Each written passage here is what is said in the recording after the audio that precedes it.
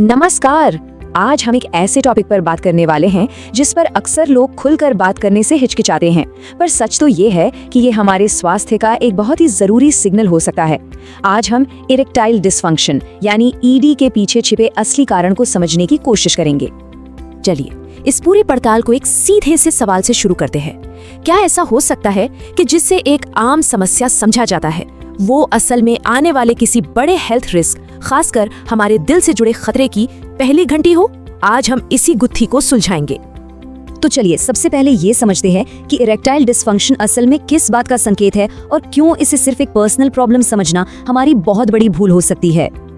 तो ईडी है क्या? देखिए, आसान शब्दों में इसका मतलब है इरेक्शन पाने या उसे बनाए रखने में मुश्किल होना। पर यहाँ सबसे जरूरी बात यह है कि ये सिर्फ एक बेडरूम प्रॉब्लम नहीं है। असल में ये एक वैस्कुलर यानी हमारी खून की नसों और मेटाबॉलिज्म से जुड़ी समस्या है जो शरीर के अंदर चल रही किसी गहरी गड़बड़ी का इशारा करती है। और इसका असर सिर्फ शरीर पर नहीं होता, यह दिमागी तौर पर भी बहुत परेशान करता है। ये आत्मविश्वास को बुरी तरह से गिरा सकता है, जिससे एक गहरा मनोवैज्ञानिक तनाव पैदा होता है। रिश्तों में टेंशन आ जाती है और कहा जाता है कि इससे जीवन की क्वालिटी में लगभग 10% तक की कमी आ सकती है। ये एक ऐसी खामोश लड़ाई है जो बहुत से लोग अकेले ही लड़ते हैं। और अब आती है इस पूरी चर्चा की सबसे जरूरी बात। ईडी सिर्फ एक लक्षण नहीं है, बल्कि यह दिल की बीमारी का एक बहुत शुरुआती सिग्नल हो सकता है। इतना शुरुआती कि बीमारी के दूसरे लक्षण सामने आने से करीब 2 से 3 साल पहले ही नजर आने लगता है। तो अब जब हम ये जान गए हैं कि ये एक चेतावनी है, तो चलिए अब इसकी जड़ तक चलते हैं। समझते हैं कि ये प्रॉब्लम आखिर कितनी बड़ी है और इसके पीछे का असली बायोलॉजिकल कारण क्या है। इस समस्या की गंभीरता को समझने के लिए बस इस एक आंकड़े पर नजर डालिए।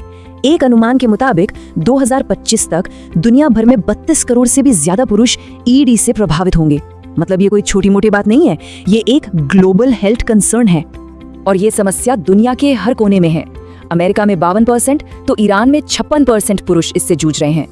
सबसे चौंकाने वाली बात तो ये है कि 40 साल से ज्यादा उम्र के लगभग आधे पुरुषों को किसी न किसी लेवल पर ईडी का सामना करना पड़ता है।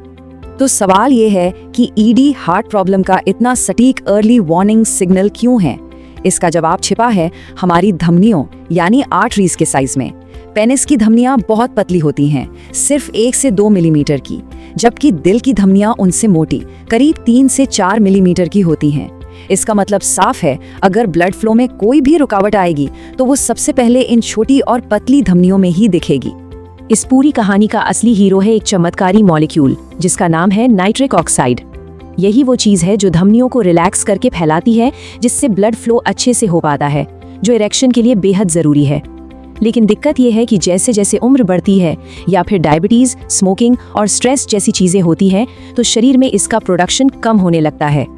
अच्छा, अब जब हमने असली विलेन को पहचान लिया है, तो चलिए उन आम इलाजों पर नजर डालते हैं जो आम तौर पर दिए जाते हैं और ये भी समझते हैं कि वो अक्सर फेल क्यों हो जाते हैं।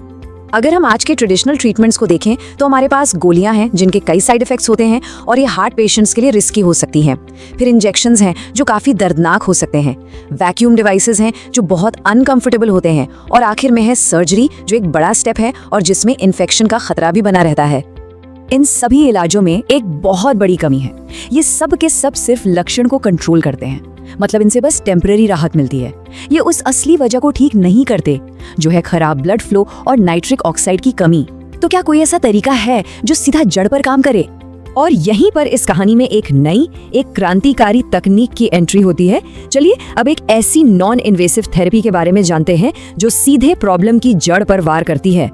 इस थेरेपी का नाम है ECP यानी इनहैंस्ड एक्सटर्नल काउंटर पल्सेशन।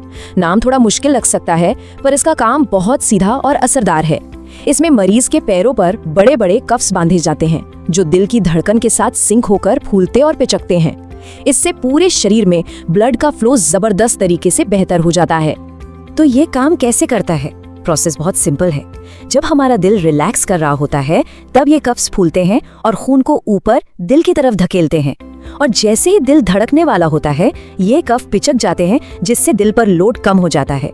मतलब ये एक तरह से दिल के लिए एक एक्सटर्नल सपोर्ट पंप की तरह काम करता है। और इसके नतीजे वाकई में कमाल के हैं। स्टडीज में ये पाया गया है कि ECP थेरेपी से पेनिस और पेल्विक एरिया में ब्लड फ्लो में औसतन 144% की भारी बढ़ोतरी होती है। ये सीधा उस असली वजह पर अटैक है जिसकी हम बात कर रहे थे। इसे समझने का एक और भी आसान तरीका है। मान लीजिए कि आपके घर का पानी का पंप कमजोर हो गया है और पानी ऊपर की मंजिल तक नहीं पहुंच रहा, तो आप एक सपोर्ट पंप लगाते हैं जो पानी को ऊपर पुश करता है।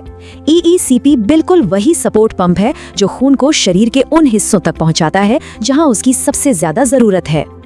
तो इस पूरे मामले में आखिरी फैसला क्या है?